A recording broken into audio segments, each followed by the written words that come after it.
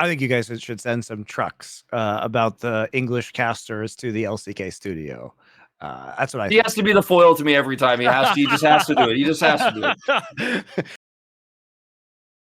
Welcome to another edition of the Monte and Wolf Show. Today was a week in which T1 absolutely shit-stomped everybody, making sure that we all know who the very best team in the world absolutely is, without question. It is T1. That, for me, is very exciting because their play was honestly very beautiful. And KT, they struggled a bit, but we'll get into it. Has Dplus come back from the brink right after we told everybody they were dead? Of course, they would do this to us and make our opinions from last week look really stupid. What were your big takeaways from this week, Wolf? I mean, big takeaway is obviously T1 looking amazing. Definitely looking to be the front runner for winning MSI. Even at this point, you know, you're looking at this team thinking they essentially made this meta. There's some debate online as to whether Barrel was the one who really started this AD carry, like sickle support thing, but Keria has definitely been the better performing one. T1 is playing it almost every game when they get the opportunity to. So difficult to draft against right now. They have, in my mind, both made and shaped this meta, which is a meta that is extremely good for their playstyle. They are so good at snowballing leads. They're so good at taking small advantages, pushing it onto the map, making cross-map plays. And when you have a super snowbally lane like the ones that T1 have been drafting, it becomes so easy to play the rest of the map when you have the individual talent and the shot calling to back it up. So as long as the meta doesn't drastically change in this upcoming patch for next week, I really think T1 just continues to stay on top. And even if they have like a few weeks before playoffs where there's some adjustments that need to be made, this team has already shown that they're great at doing that. And they have such a great buffer anyways, based on their scoreline right now. They'll probably still end up taking first place, even if they take some upset losses in the last few weeks. Yeah, and you don't know when you're going to be moving on to 13.4, right? I think it'll be next week. Really? That soon? Yeah. Yeah. Oh, I'm surprised it's that soon. In that case, there will probably be one more patch. That means so 13.5 will probably be the MSI patch. What we should assume, or I suppose maybe it could be 13.6, but there probably won't be dramatic changes. Basically, the developers will be getting all of the information they need to make buffs or nerfs or meta changes by the end of 13.4. So even if there's another patch, it won't be based off of pro data. So yeah, it could be quite interesting, but I think it's very difficult to, I mean, we just start with that conversation. Yeah. I think a lot of people will go back and say, look how dominant T1 was last year in spring. So we can start with that conversation. I think that this iteration, in my mind, looks significantly stronger than the addition of T1 in the spring season. And I know that's going to probably surprise people, considering that that was the 18-0 flawless spring split. But I would agree though with you. yeah, but I will say that these players were a lot younger at that point in time. They were a lot, they weren't as deep into their professional careers. And even then, you could see some pretty serious flaws with T1 that could be and indeed were exploited at the international level, where they went to MSI, they were unable to defeat RNG in those finals, despite the fact that RNG wasn't even at the event and was playing remotely. And yes, there are a bunch of caveats where it's pretty clear that the environment was designed in order to accommodate the Chinese teams rather than be fair to the teams that were on LAN. And yes, it did go to 5 games, but T1, you know, ultimately when the patch changed, a lot of the flaws that we saw with Gumayushi's perhaps overly aggressive positioning in spring came out. They were kind of, I would say, limited in terms of what they could run in the bot lane at the time. And Gumayushi didn't have the same level of champion pool that he does have today.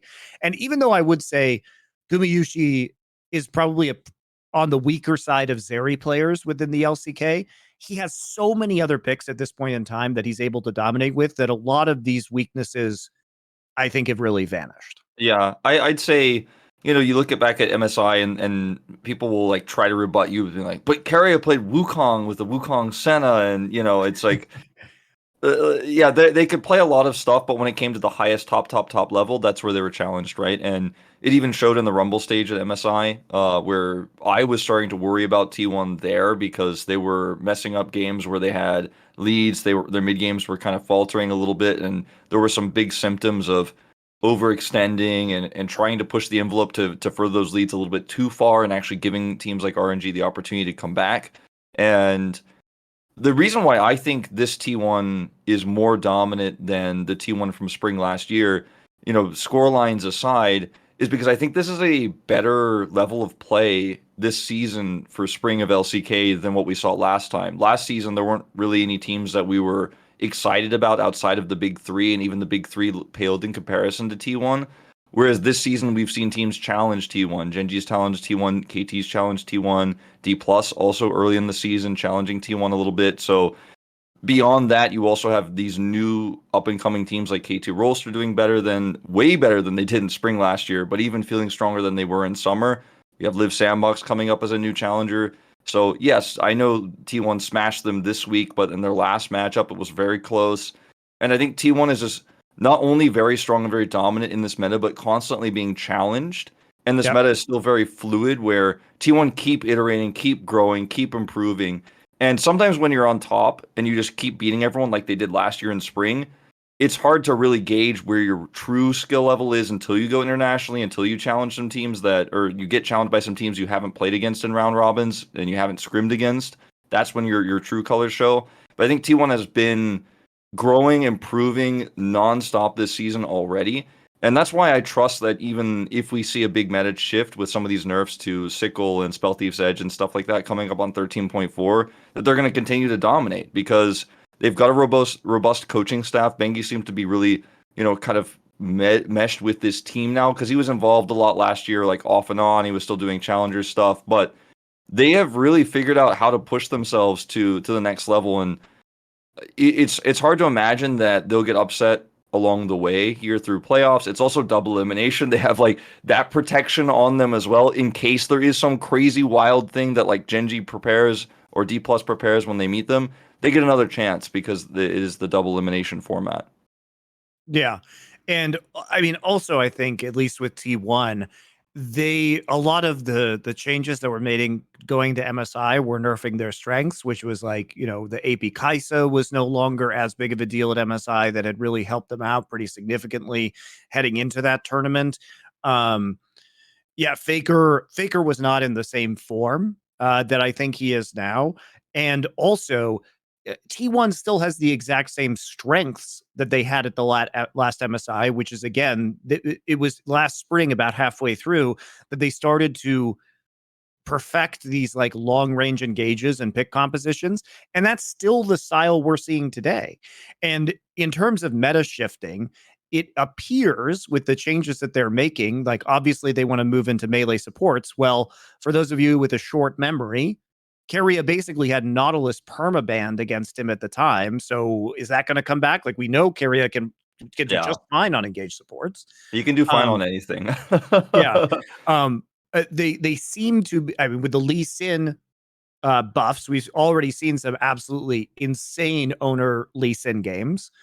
And he is built for early game jungling owner. So maybe, as somebody pointed out on my Bangers Only stream today, maybe there's a world where it turns into like a farming jungle meta with Graves that owner maybe doesn't do so well at. However, I think the problem with that kind of game plan is that if it's more of a farming jungler meta, then most likely mid is going to revert to Galio Lissandra. And if that's the case, then Faker is really well set up for those champions.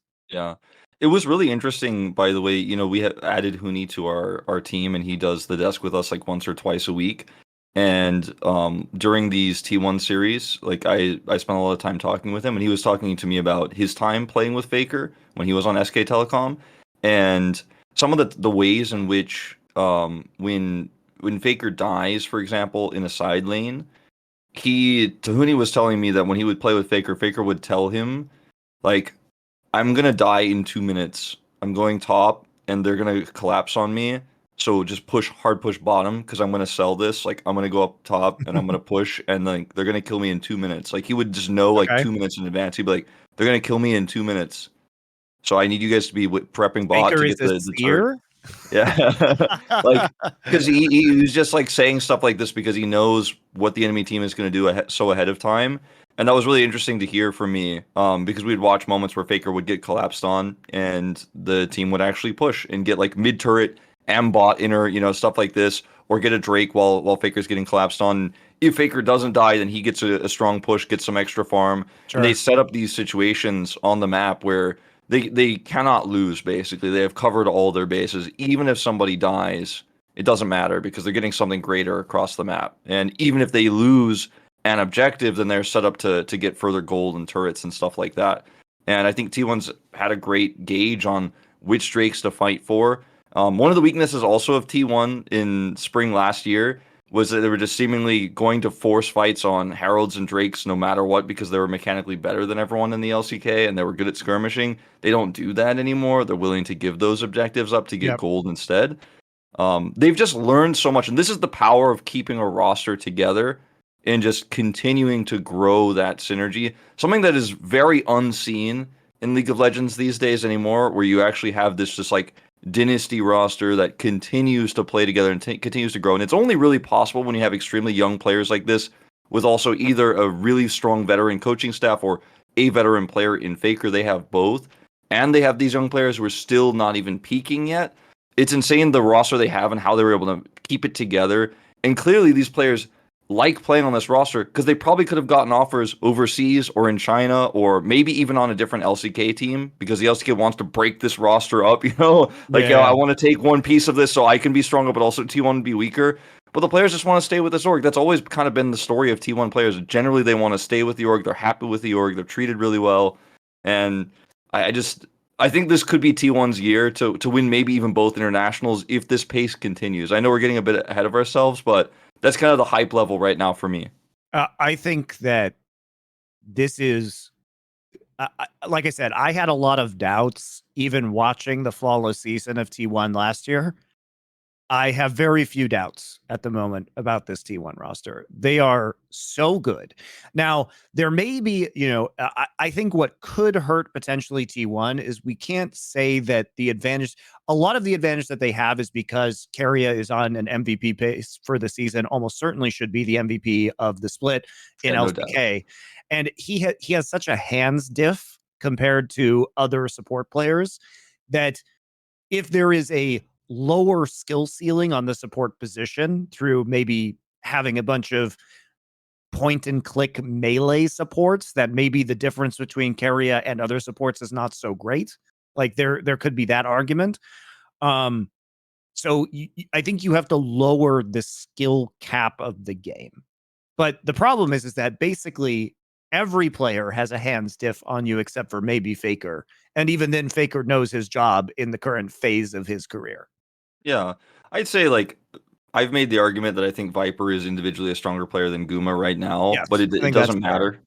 matter. It just doesn't matter. Like that's one player that's better than Guma, and so what? Because the rest of the map is like Viper's team cannot make the same decisions and shot calling and get the same leads that T1 has. So Viper individually not really a threat. And we've seen even in those rare cases where Guma makes a mistake in lane, and this is by the way like extremely rare. You've seen it every now and then. And he dies. Doesn't matter. They just reset, come back, and then win the lane anyways. You see that all the time. And Guma is very rarely playing weak side. But we know that based on what he's shown us in the past, he can do that. He can play like Ziggs if he wants to, and like he also has all of these things in his back pocket. Guma's Aphelios, for example, also insane. These are things that we haven't really had to talk about yet. And if it becomes an Aphelios meta with these engaged supports, these melee supports coming back in, that's something he can fall back on very comfortably. His Jinx is also Yeah, insane. Jinx is crazy.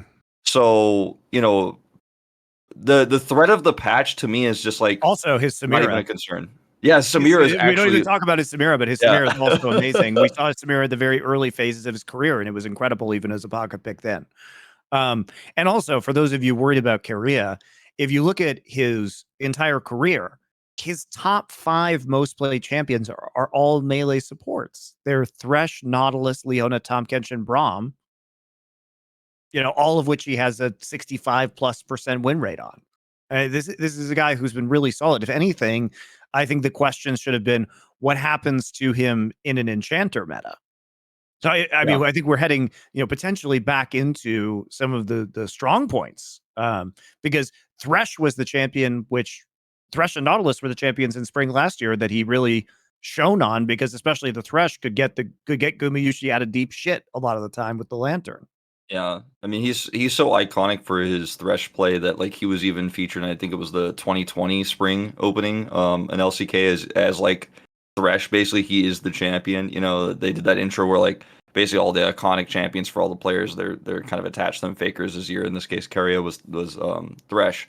I always associate him as the best Thresh player. And Thresh not relevant right now, but Tahm Kench and Thresh both champions that he protect but he attack also kind of thing, like where Keria is, normally you think of Tahm Kench as like, okay, this is not an engaged support, this is just protect the AD he carry. plays it as a pick champion. Exactly. But that's exactly what I was saying, because Keria, you're like, well, I don't know, this guy's really scary. The same, of course, could be true of Thresh, where, normally you think, okay, Thresh has some agency, can make some plays happen, but it's mostly on protecting the AD carry or giving, your mid laner a little bit of a long leash so he can actually go look for picks and then come back to safety. But Keria does both facets of those champions. So I also, on a side note, I think that 13.4 might be a little bit overblown. I think the way people are looking at it, because the gold, you 2 seconds longer on stacks for your Spell Thief's Edge, for example. So each plus 20 is going to take 2 seconds longer to get. So like 6 seconds on each rotation longer when you think about all 3 stacks coming through, and the mana regen is nerfed. But I think while this is significant, the edges that you get and the prio you get with these champions right now, with Sickle as well, like, yes, it is about the gold regenerate or the gold generation a lot for these AD carry supports, but it's about the prio more than it is about getting that support item faster. And yeah, it gives you the Umbral Glaive faster, etc. Yeah, like these things are strong and these are good nerfs, but I don't think it totally just obliterates the playstyle, especially because when you have this much prio, you get early back. So the mana regen nerf, it's not going to necessarily matter, because you're not really, as the support, going, oh, I'm out of mana, that's why we're going to take this back timing. You're like, oh, I got a plate, we have them pushed in, we've denied CS, let's get a free back and then further snowball this lane. So I don't know if this patch is even necessarily going to completely move us away from this playstyle that T1 is so good at, but if it does, I'm not worried. And it's also, if you think about how the bot priority has happened with T1, it's because of Hail of Blades and like barrier all-ins at level 1. This shit is not affected by that. Yeah, like no, not at the all. whole thing is you chunk out the other bot lane at level 1, and then you just perma push into them. And like you're saying, when you have the pressure, you control when the backs happen. So I think outside of like a strong Hail of Blades nerf or even a serrated Dirk nerf, I don't think that this really changes much. Yeah, I don't think so. So the drafting for T1 too has been like pretty solid overall, because you just don't know what they're going to do. And that was another weakness we didn't even talk about for spring, or the drafting was a little bit sus at time. At times it was like, okay, what are we doing here? Sometimes it felt like ego drafting. Sometimes it felt like they had a bad read on what their composition was trying to do, but they were like, it's fine, we're T1, we're going to do it anyways. It feels like they leave really no holes in their drafting. Sometimes they take risks. We could say that. Sometimes they'll draft something that's a little bit greedy, or Faker will play something where he needs a lot of time to get online or needs to get ahead and he doesn't get ahead, but the rest of the team just makes up for it, so it ends up working out. But I think their drafting has been pretty bulletproof so far this season, in my opinion. And that's something that even T1 fans have been wary of in the past.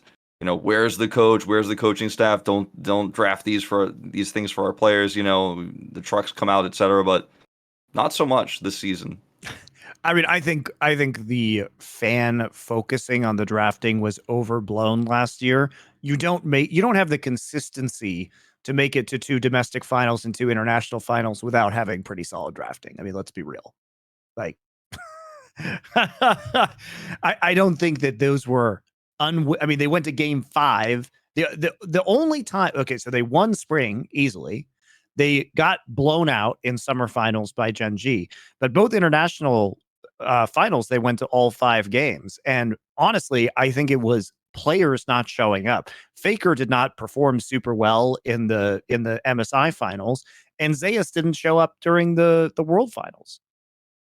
So I think that it was more of an individual player performance issue rather than a problem that the drafts, they were unwinnable drafts. Let's put it that way. Yeah, sure. So, do we want to talk about the other telecom team? Are we trying? I want to talk about T1 some more. All right. All right. I feel like I've done a lot of we've done a lot of like hell yeah T1 like I was like I don't know if you have anything more to say. You know, the T1 fans, see, they were so angry at me last year for saying that this T1 team had flaws, and then I was right. So now T1 fans, why don't you fucking enjoy this, where I'm saying like I think this team is like clearly the best team in the world, and they keep getting better. It is absolutely insane how hard they can dumpster you in some of these matches, especially because we saw a much more competitive series between T1 and Liiv SANDBOX last week. Yeah. This week it comes in. It is not close at all ever in this series. Nope. This is a complete dominance by T1. Owner has an absolutely sensational Lee Sin game in game number 2. And speaking of the drafts, these drafts are fucking awesome for T1. They pull out the mid Gragas. Guess what? Mid Gragas immediately travels backwards in time on patches to 13.1B and gets played by Niski on Mad Lions, which is a perfect champion for Niski and the way that Mad Lions plays, because it's the same shit. You're trying to have a stable mid laner that has agency to make plays to set up a carry top laner. They saw this and they were just like, yoink. Right away, just yoink, and took it. And Mad Lions took it. I think it was a great move by Mad Lions, but it just shows that this mid Gragas, I think, was viable, especially with Rod and Seraph being in the state they are. It's not necessarily the best mid laner in the meta, but it is very consistent, very safe, very stable, and in the right hands, super good. It's a sick red side pick because it can be flexed. Now even we're seeing it in LEC and jungle sometimes. LPL has been played in the jungle for a while. Yeah, I'm not I don't think it's as strong as it is in the solo lanes right now, but it is flexible, right? And the LCK isn't using it that way because the LCK, we get the jungles in the first 3 picks. That's what we do, and you lose a lot of power if you let that go through if you sacrifice jungle for something else. So we don't really see that. But if you're on red side and you grab the Gragas early, you can deny it from the enemy top laner because they're thinking maybe, oh, I'm dealing with Zayas here or whatever the case may be, like a strong top lane player, and now I can't have the Gragas for safety. But then you're like, what if Faker plays it? I'm not sure if they're trying to play weak side top, and we can't draft around this necessarily. You save the R5 for that carry top, or you just flex it. You flex the Gragas top if they pick something strong that you don't want to play into, and then you have a safe mid. It's really, really strong. Faker played it extremely well.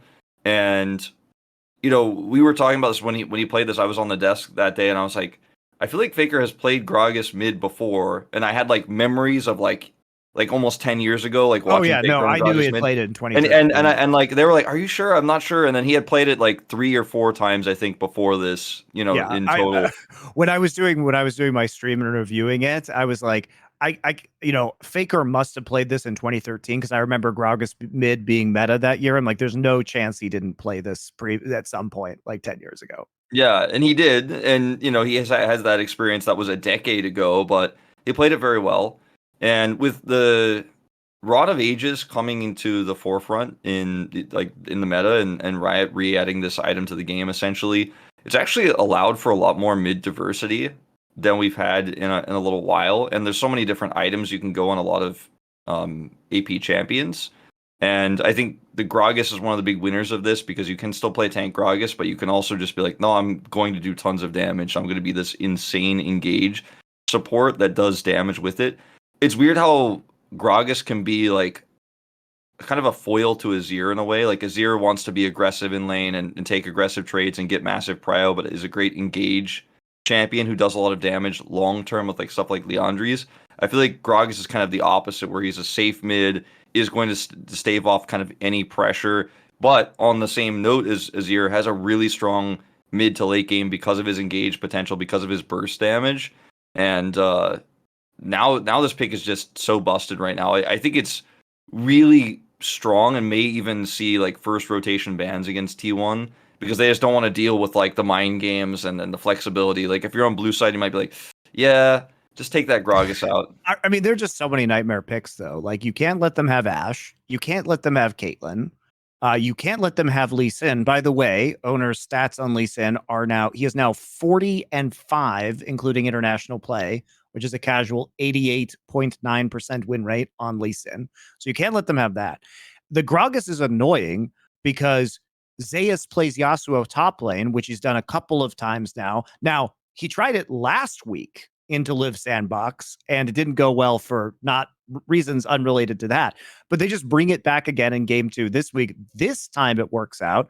You have this insane displacement with the Gragas Lee Sin to set up for Yasuo ults. So all of a sudden it becomes much more of a threat because of Zeus's weird champion pool and the champions he's willing to play on the top side. This team is just a nightmare to play against. They're a nightmare to draft against because they play different setups and different champs. They have a million different pick compositions they can play against you. And there was a play in game 2 where Envy has both summoners up on Ezreal, and he literally has his entire team walking around him as like a meat shield. He walks into the dragon pit, owner comes over the wall, kicks him into the edge of Yasuo range while a Caitlyn ult is being channeled on him, and he just gets one shot. Yeah. I was like, holy shit. No other player in the entire fucking world, like no other team makes that play. That play Also, is crazy. we got the, I don't know if you saw this, you might have because I guess it might have been in the VOD, but when we watched the game, LCK gave us the first person view, and he doesn't know Ezreal is there, and he just sees him for like half a second, and then instantly Yes. he like snap engages. Like he doesn't even know for sure, but the speed in which he reacts and calls, he just instantly starts yelling like Ezreal, Ezreal, Ezreal, Ezreal, and just goes on it. Like he's yelling it like while he's mid Sonic wave. He's like, "We're killing this guy. It's over. It's done." But I mean, there's no imagine being an Ezreal with your flash and your heal up, surrounded by your teammates. You see the Lee Sin about 2 seconds. You know, you're walking, and he's behind the dragon pit. So you cheat into the dragon pit. There's no way this Lee Sin can like hurt me like this.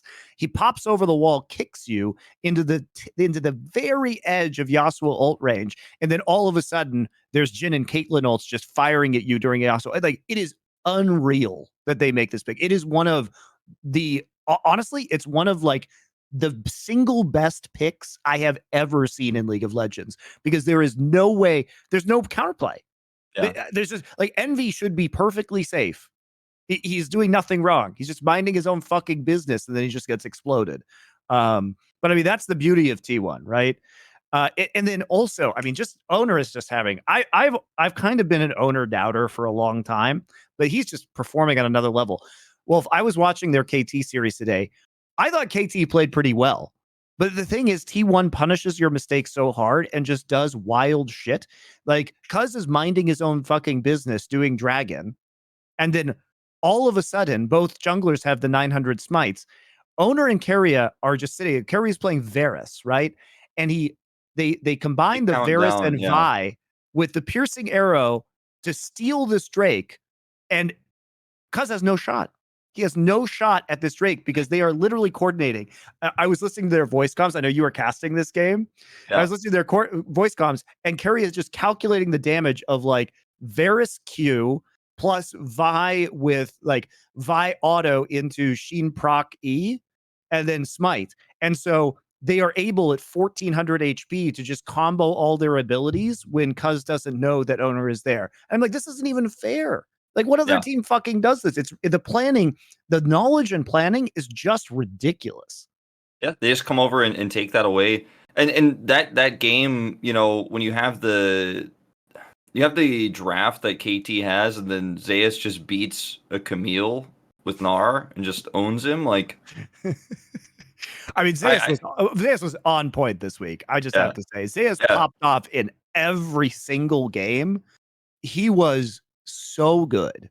He was so good this week.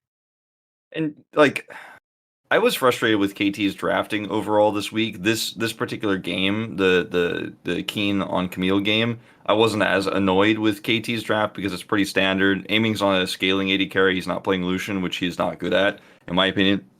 I mean, he can play it fine, but like that's not his strength. That's not his strong point. Like, please, KT, don't draft for that. That's not what your team is trying to do.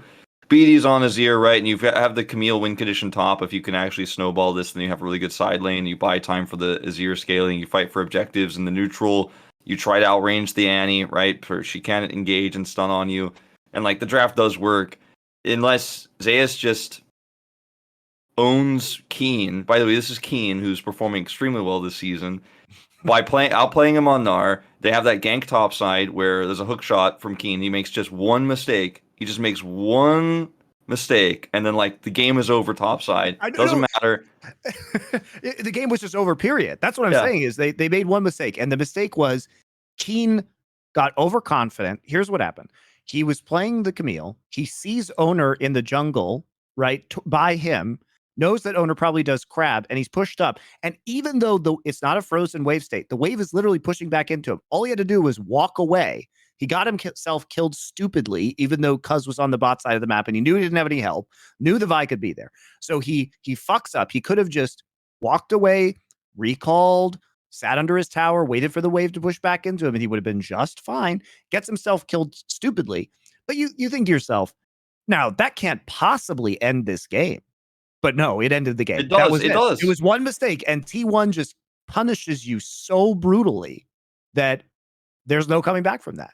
You can't come back when Owner is playing this well. When you have the Lucian lane winning bottom side, and you have an Annie that can engage anywhere on the map from so far away with flash tibbers, you no longer have agency in the game at all. And Cuz doesn't exist anymore, actually. And then he's like, "Well, I'll get Drake." No, not getting that either.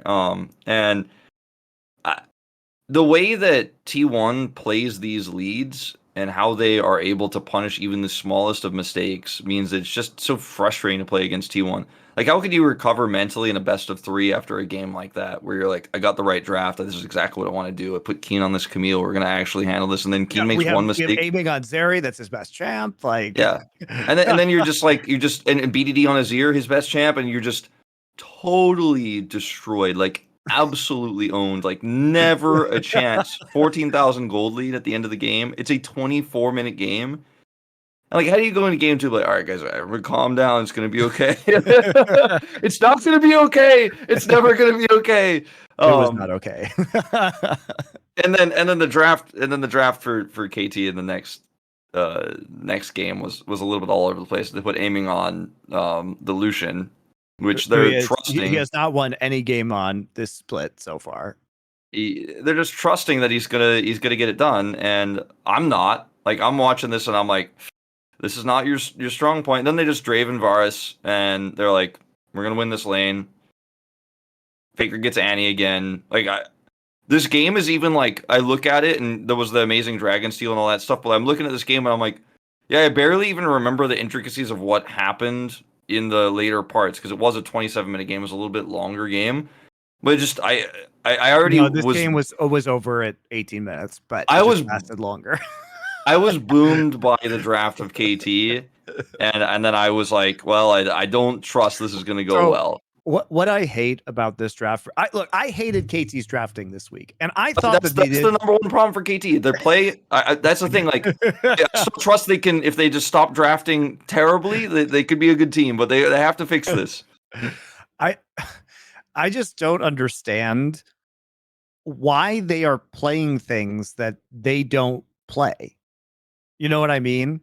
If that makes sense to you, even in their games against Dplus, it was like they were trying to be Dplus. They're trying to like copy their opponents. So when in K1 KT plays, they play Talia, Lucian, Nami, Gragas top. Now that sounds like a Dplus composition from earlier this season.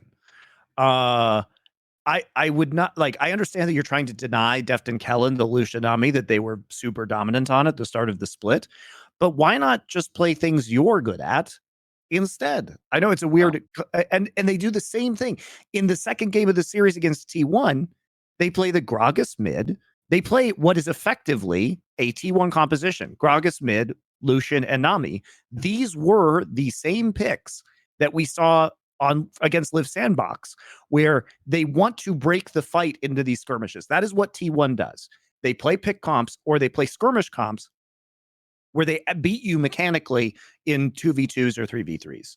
Or they get a man advantage and just steamroll you.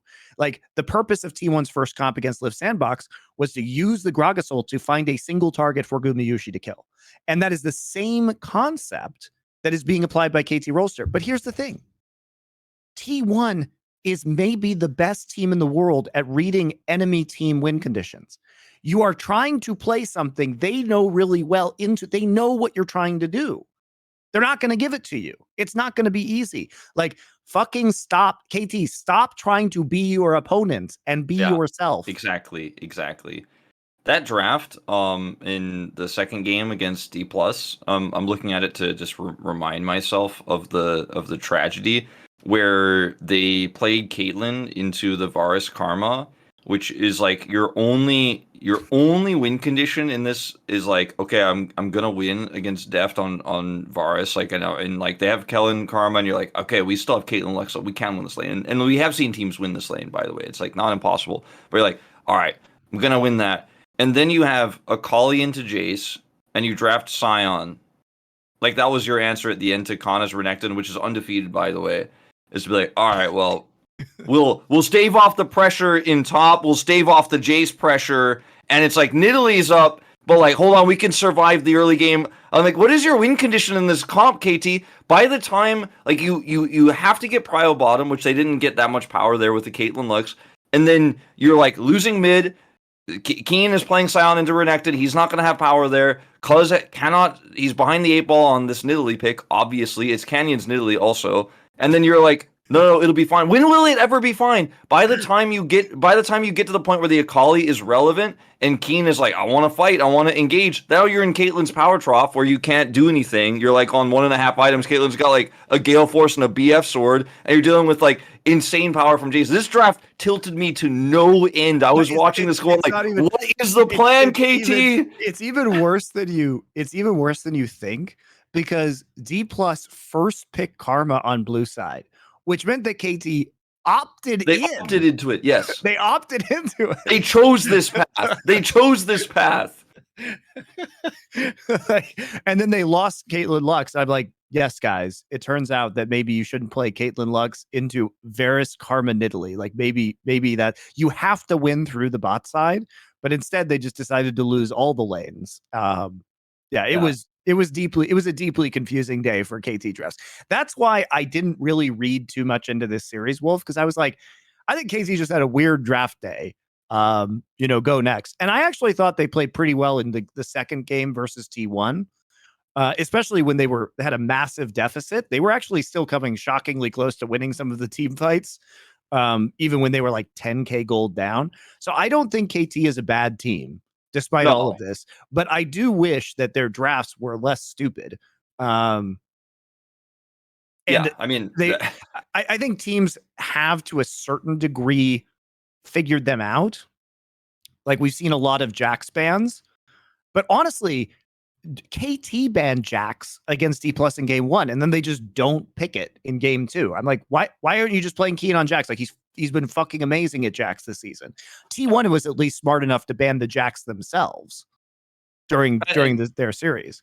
These are like mistakes in draft that, I never really thought about it this week. I have thought about it in previous weeks for KT and for Hanwha, where I'm like, okay, why are you trying to be somebody else? But I didn't really think about it until you mentioned it, how these drafts have looked like other teams' drafts and are trying to play into the strengths of their opponents, like by denying picks.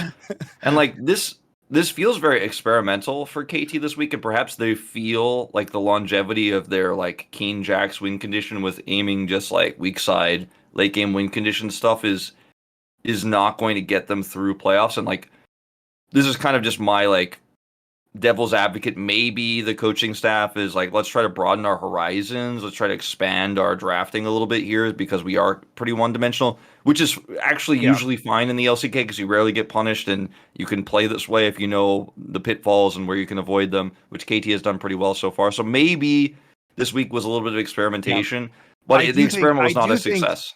I do think to T1's credit that the Sejuani, because that's been because his best champions, the Sejuani, Karma, and Jax bans were all very smart.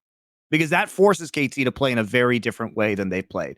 Because here's how it works. Kane's been great on Jax. Don't let him have it. Cuz has been great on Sejuani. Don't let him have it.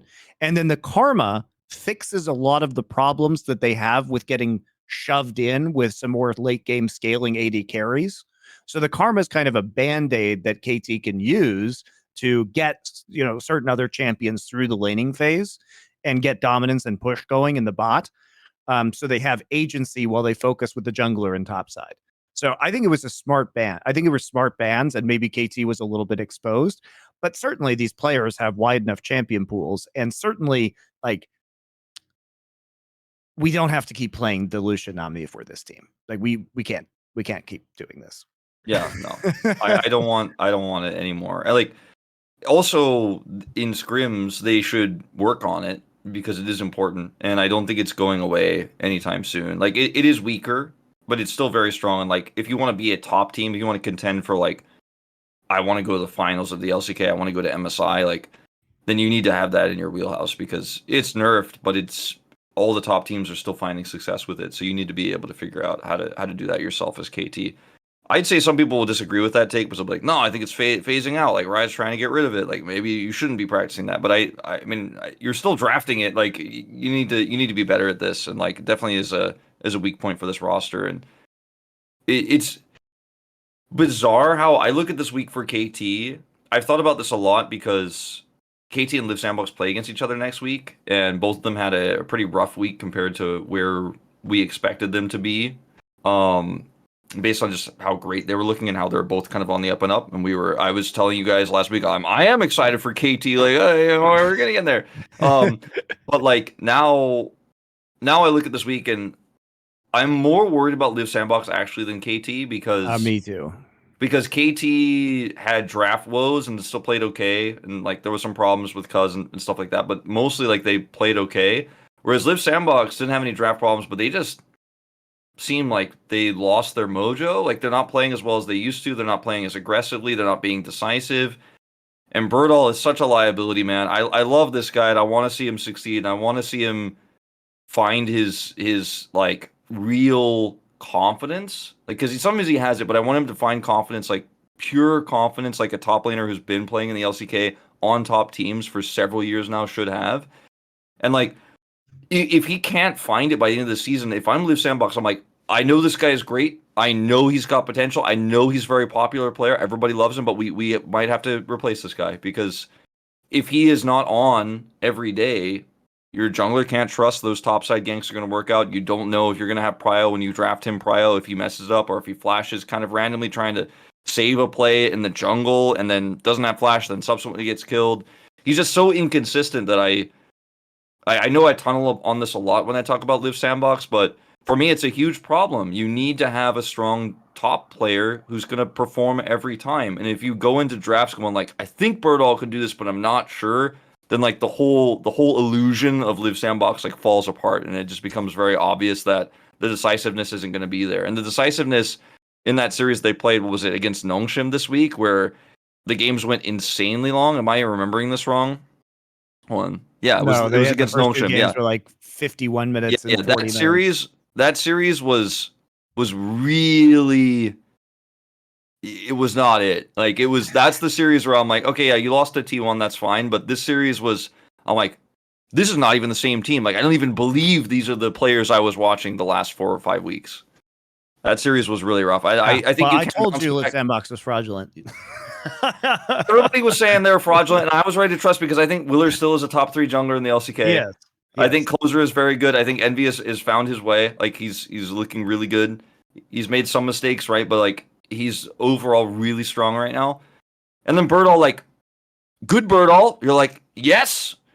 Not good Birdall, you're like, whoa. what the hell is this? So I want this team to be good. I want to send a team that is not known and not famous to Worlds. Like I spent the entire like last 4 episodes of our show last year talking about this. Like, wouldn't it be great if we had an unknown team go to these international events and show the depth of the LCK? So I have like this really strong passion for Liiv SANDBOX and KT doing well because nobody's heard of these teams, nobody knows these teams, nobody knows the history of KT. I'm like, just I feel like people please know get it KT together. Wolf. I feel like people know KT. They've been around for a very long time. I think I think a lot of hardcore LCK fans know KT. I think obviously some fans who watch the LCK casually know KT, but I think fans who just know, okay, the T1 comes every time, Dom1, that's the team that won in 2020. Like, yeah, Gen G is like up there, you know, they know those 3 teams, the big 3 teams. They know DRX now. They have heard of DRX because DRX has appeared in other international events, but I feel like the new generation of League fans doesn't know KT, or maybe they have heard of KT, but they're not familiar with the legacy and how strong this team was and their Brood War stuff and StarCraft 2 and like how this org was once like a big titan of Korean esports and now feels like a shadow of its former self, but could come back if we can draft better. You know, like these 2 teams, I want them to do well so badly because I think they could be the teams that challenge, you know, Dplus and step ahead of them, or maybe step ahead of Gen G if they could continue to grow. But we hit a roadblock for both of them in completely different roadblocks, but they both hit roadblocks this week. So I hope we bounce back because otherwise we just keep going through the same narratives like Gen G T1 finals again. Here we go. It's like a close series where Gen G barely beats Dplus, but then goes to the finals, and we have 3 teams that we're like really excited about in playoffs. The other ones are just like, you know, stepping stones on the way. Like, I don't want it to be that way. I want it to be like, oh, we got to respect KT. Like, this could be a trap game in the playoffs. You know, that's what I want. And I mean, this week makes me worried I'm not going to get it. But here's the thing: at least Hanwha's like coming back. They're 8-4 now. They actually have crawled out of the abyss. They're on a 4-match win streak. Although I will say, their second round robin opponents have been DRX, Brion, and Guangdong Freaks. So the real test will be versus Dplus. Like they've kind of gotten all the shitters out of the way early, but legitimately they look much better. I think a lot of the problem was Viper didn't look in form in the first part of the season. He looks amazing now. He might be the best AD carry within the LCK. Yeah. And they're starting to make some progress. Clid looks better too, and Clid is shot calling. Does look better. I spent a lot of time watching Hanwha's comms because I was trying to figure out like what is going on with this team. You know, sometimes we have them on like the open mic thing, and then, you know, when you see the calls being made in the game, when you watch first person views of Zeka getting a solo kill, he's silent. He doesn't talk about anything. Or if a jungle gang comes in, he's like not talking. He doesn't say anything. Same with Kingen. And I came to realize over the last like 2 weeks or so that Kingen and Zeka don't talk. And on DRX, they relied on barrel shot calling quite a bit, and they relied on Pyoshik shot calling quite a bit, right? Because he's an aggressive jungler. And, you know, Pyoshik wasn't everyone's favorite player on that team, but I think he set these solo laners up very well and told them what to do a lot of the time. And now it feels like at the beginning of the season, at least, when nobody trusted Clid for good reason, like he was arguably the worst jungle player in the LCK for a little bit there in like weeks 1 and 2. And the coaching staff has even come out and said like nobody trusted Clid. With Clid, nobody trusts Clid, and nobody's listening to Clid's comms. Then you actually just have 2 really cool puppets that aren't attached to strings with Zeka and Kingen.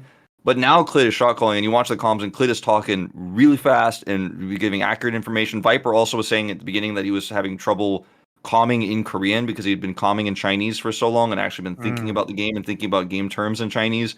And all of these things are suddenly like coming together. And yeah, weak opponents this week, but the games have been clean. They've snowballed their leads appropriately. We're seeing really good ganks. Clid maybe don't take all the gold like he did yesterday and go 5-1 on Vi and take away the money from your solo laners, but like, well, he's playing much better. Also, Clid historically has been an amazing Lee Sin player, so having Lee Sin back in the meta is probably going to help. They seem to have figured out a functional style for them. Kingen is back to being a tank bitch, which was always his role when they were successful last year, by the way. You guys would be like, well, what about the Aatrox? No. People who actually watch DRX would be like, yes, the Ornn, that is the Kingen champion. And he's legitimately very good at it. But here's a fact for you guys. I mean, he's basically a Gnar one trick at this point in time. But if you combine his Gnar, Scion, and Ornn games so far this season, he is 16-5 on those 3 picks in terms of game score. Now, that's much better than Hanwha Life had been doing previously. And maybe they don't have the depth and range, but they will get there eventually with this group of players, you would hope. And they at least have identified a functional style for them. And it's Zeka on melee mids. It's Zeka on Kassadin, Zeka on Akali, Zeka on Silas, Kingen on a tank. And then Clid is opened up in terms of Vi, Lee Sin, Nidalee, and then Viper is making good use of the bot lane. Like they're making good use of his versatile champion pool. Yeah, he has a really flexible champion pool, and he is doing like more damage on Lucian than anybody else. Basically, like he's putting up crazy numbers, and I liken the way that I look at the team fighting for Hanwha Life is that they have Kingen kind of setting up for potential engages, and he stands in front of Viper. And Viper does damage, he chips away at people. And as you try to front to back into that, Zek is on the flank. Like, this is kind of like how every single Hanwha Life team fight looks like, where you're trying to break through the Kingen tank, the Gnar, the front line, the Scion, the Ornn, and then Zek is somewhere else. And when you try to push forward to break through that tank line, he's realm walking into you. He's getting into the back line. He's threatening your support. He's got the Akali angle where he's going to get back there. He's got the Silas angle, and you're like, oh shit, where's Zeka? We can't actually fight this. I don't know where he is, and he's gonna pop off. So it's really hard to kill King. And then King gets his Narbar, and then the longer you wait, Viper's just sitting in the back chucking skill shots and hitting auto attacks and breaking down your front line. And the second you feel like you're like, oh, we've taken too much damage here, and you decide to engage, that's when Zeka gets into your back line. It's a very clean playstyle. It's very obvious. It's like not that special or anything like that, but they're so good at it. And they're very good at team fighting. I mean, Kingen is a very good team fighter with tanks. He has been. That's why we were so impressed with his Ornn engages, his flash Ornn engages last year. And he's continued to be good on the Gnar. They just, they just had to find an identity as more of a group up late game team fighting team. And just because that's predictable doesn't mean you can beat it. You still have to beat them in a team fight around an objective at some point in time.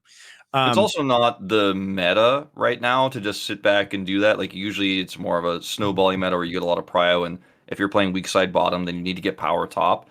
And they're the only team I trust to have a draft like what we were talking about with KT, where I'm like, you're not winning anywhere. Like, but then you could still win because HLE are not going to mess that up. They're not going to fall too far behind, and then they will win those team fights. Like, you can trust they're going to do it. I don't think they're going to be able to beat teams like T1 or Gen G consistently that way in this meta, unfortunately. Well, but especially T1, because T1 will never give you the chance to 5v5 team fight. Yeah. I think Hanwha Life Esports, I'm looking at them as like summer. That's going to be a really strong team. I'm not excited about them for playoffs or anything like that right now. I still think this is a development season for them. And they will make playoffs. It's almost certain at this point. And I think that they'll be like the series that T1 like drops a game on, and we're like, oh, that was an interesting series, a good series. Like, that's kind of how I view Hanwha right now. I don't think they're a big threat. But the growth that we've seen from this team is really important, because for a little while there at the beginning of the season, it looked really doomed. You want to talk about Dplus, since Hanwha's playing them this next week, and that's probably going to be one of the better games that happen? Yes. Sorry, I'm just like pouring some sparkling water. He's so excited about talking about Dplus Kia, which, I mean, they looked very good against KT. I think KT drafted super weird against them, but to Dplus's credit, I think very few teams would have first picked the Karma, and they got away with it. It turned out to be a very good draft plan for Dplus. So I was impressed by their picks this week. Showmaker looked way better. Yeah. You know what's weird about this? Like, whenever I see Canyon on Nidalee, and this is not like a real analytical point, it's just kind of like a feel that I have. I see Canyon play Nidalee, Showmaker smiling. Like, this is the kind of drafting from Dplus where you're like, I know these players enjoy this play style. You could feel like they're having more fun in the game. And like, these are professional players, so it doesn't matter if they're having fun or not. They need to be winning consistently, right? But We talked a lot about burnout last week with Showmaker. We've spent a lot of time talking about how this team just can't quite get it together, and it seems like the players are just not enjoying this meta. They're not having fun at this point in time. They're not a dominant team anymore that's constantly beating everybody and holding a top 2 spot right now. But the drafting we saw from Dplus and the playstyle we saw from them gives me hope that maybe some of that's fading away. And Canyon finding the Nidalee plays and actually getting those advantages when Nidalee's kind of on the fringe of this meta, really relevant, means they're thinking about a lot of stuff. They're thinking about, oh, this draft is a little bit less common, but we can actually draft Nidalee early and play around it. We're finding something that's good for our play style, and they're also thinking about different things than what they've normally drafted before, which means going to the next patch next week, they probably have some really good ideas there. I don't know, I don't associate Showmaker with Aurelion Sol. I don't think that's his play style, but we'll see what drafts they're cooking. I feel like Showmaker could probably be a pretty baller, really, in Soul. I think he could be very good on that champion. I'm excited to see it actually enter the sphere of pro play. I feel like Faker and Showmaker are going to be both quite good. I think Faker will be insane. I think BDD will be pretty good on this pick. And then I think also some of our weaker teams, I think Bulldog will be fine on it, Also, the younger the player is, the more they're spamming solo queue games on their own and trying stuff out and actually learning these champs. Whereas I think some of the older players are much more focused on meta champions, and then will play Aurelion Sol when their coach tells them to. You know what I mean? All right, we're gonna play some Aurelion Sol next week. I need you to be ready for this, but they're not just spamming games of it. So I think players like Bulldog, and Fiesta might come out with some pretty nice performances on it early. My first impression of Aurelion Sol, talking about that for next week in general, was that I didn't think we were going to see it that much in pro because it seems very punishable. But from talking to some coaches, it seems like everybody's screaming it, everybody's playing it right now. So I think we will see it. Awesome. Dplus, Kana has been fairly inconsistent, but I think that he was not ever really the problem. My issue with Dplus was always that if Def didn't have prio and they didn't actually have winning lanes, they seemed like they were lost. They couldn't play from even or behind and play scaling compositions very well. And which is absurd when you consider how great Deft is. Maybe one of the greatest AD carry players of all time at scaling picks like the Jinx, the Ezreal, etc. But they seemed like they were a little bit lost when they couldn't get those edges. And I still kind of feel that way. But they found different creative ways to get advantages, like getting a jungle lead with the Nidalee that I keep going back to. So yeah, I think they now know what they need to do to win. And as long as they can expand on that and maybe play some better weak side for Deft, if that does come up, this team could be one that challenges, top 3. I'm not feeling great about them right now still, but it was a good week. No, it was a good week, but I think KT self-destructed and then they played Kwangtung Freaks. So again, just I don't think that this was a real indication of KT's abilities this week because they were doing weird things that I think they'll correct and hopefully kind of play into their own style in the next week of competition. I think Dplus got away with one versus KT. I think they got away with one. So I'm still not entirely sold on Kana's performance and his integration into the team and their late game macro, as you point out. Yeah, that's where things get a little bit shaky. And I don't really Kana. I associate with him with Gnar and Renekton, and then the Gnar has been fairly up and down. I think he's a good Gnar player. Don't get me wrong, but he doesn't have a lot of agency on this pick, and the team isn't playing well around his engages, which have been subpar compared to players like Kingen, right? Compared to players like Zeus on this pick, and he's not really. He has played 1 or 2 games of the Fiora. He's played the little bit of Jax, but it hasn't been impressive. When he isn't playing really Camille or playing around strong side, and this is not to say that he cannot do it, but they're not drafting him these champions, which means I don't think Dplus trusts that he's a good Fiora player. They're just not willing to believe that, right? And say oh yeah, the Camille is going to be what we do to win this game, or the Fiora is going to be how we buy time for Def to scale up. I don't think Dplus trusts him on those picks. They want him to be on engage. They want him to be the kill the enemy AD carry bot or engage with an R ultimate. That's your job. That's your role in this team. So we can talk about some of his inconsistencies and stuff like that, but like if the team doesn't trust him to play a wider variety, you kind of always know what you're going to get with Kana. And I think we will continue to see teams just ban Renekton against this team because he seems so one-dimensional right now. Yeah. I do think that's fair. I am interested in the games that are coming up. Like we have the Barrel with Canyon and Showmaker Damwon reunion on Monday of this week. So we get to see that kind of storyline at least unfolding. Obviously, the big matches this week are going to be KT versus Gen G, and KT's continued traveling through the KT gauntlet. They have to play both Liiv SANDBOX and Gen G this week, and then probably Hanwha versus Dplus is the other key matchup. Yeah, Hanwha Dplus games. Hanwha Dplus is kind of like my exciting match of the week. I'm really feeling like that one should be like it should be close. It's not going to be the banger match where you're like, oh, we're going to learn some stuff and we're going to see like the sickest gameplay. But I think it is really important for both of these teams because there's so many teams like sitting at 8-4 right in the standings right now, and Hanwha versus DK. You know, this is going to be one of those matches that like pushes them up or down. Of course, the same could be said of KT, but after Liiv SANDBOX's performance last week, like I think I haven't done my official predictions for the week, but I think I'm going to be predicting KT in that one just because I think that the draft problems versus whatever that was that we saw from Liiv SANDBOX in that Nongshim series, I'm leaning towards like KT is in better form. And KT also has an insane week with the Genji matchup you mentioned. So I think KT are just in general going to learn a lot from that series against Genji and will be super hyper prepared. Whereas Liiv SANDBOX is going into this, like you could argue they're preparing more for KT because Kwangdong feels like they should be able to win that one reasonably. But I just don't think so. Like after what happened with Nongshim, I'm like, yeah, Liiv SANDBOX will beat Kwangdong, but I think it'll be messy. They might continue to be in this downward spiral where they've lost trust in each other. And then they come into that KT series like not feeling great. So I'm looking at HLE Dplus as like these are the two teams I'm focused on this week. How do they do? Can Dplus get over the hurdle that is this like somewhat reinvigorated DRX where Duckdom comes out with the cast and wins the series?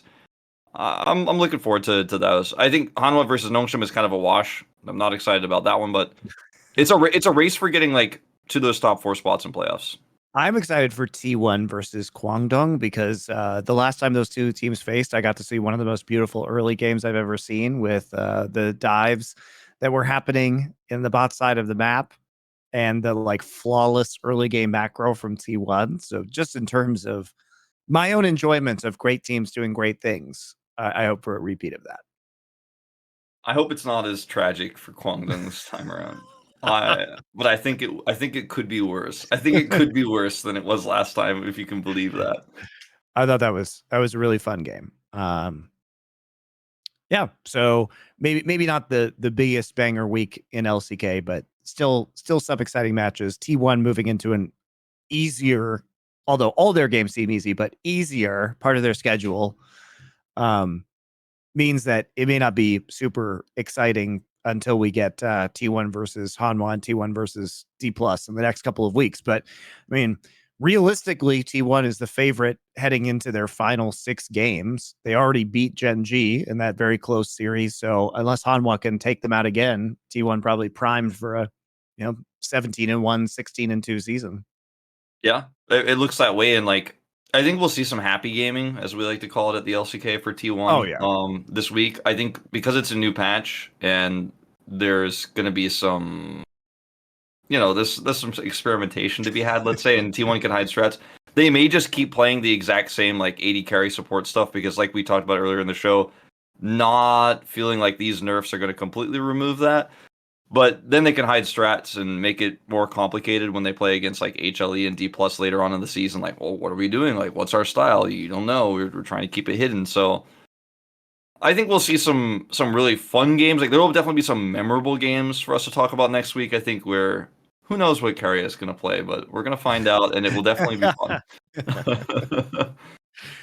All right. Any closing thoughts on LCK this week, Wolf?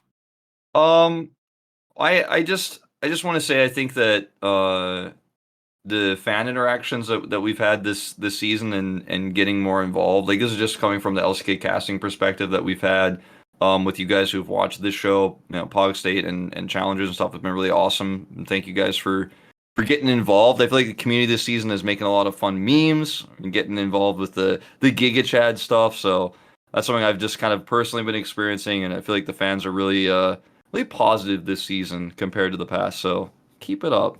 I think you guys should send some trucks about the English casters to the LCK studio.